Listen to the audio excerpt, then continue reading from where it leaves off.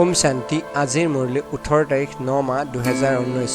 বাবাই কৈছে, মৰমৰ সন্তানসকল, তোমালোকে কোনো দেহধাৰীৰ প্ৰতি স্নেহ ৰাখিব নালাগে, কিয়নো তোমালোক পবিত্ৰ সৃষ্টিলৈ গৈ আছা। এজন পিতাক স্নেহ কৰিব লাগে।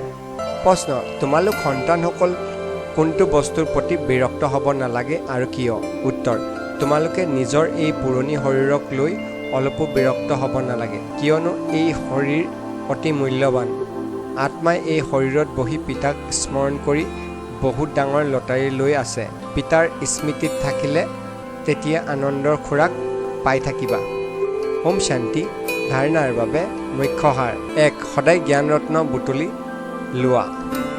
শংখ বা মুকুতাহে বুটলিব লাগে। আৱৰ্জনা ত্যাগ কৰিব লাগে। প্ৰতিটো খোজতে পদ্মৰ উপাৰ্জন কৰি পদ্মপদম ভাগ্যশালী হ'ব লাগে। 2. উচ্চ পদ পাবলৈ শিক্ষক হৈ বহুতৰে সেৱা কৰিব লাগে।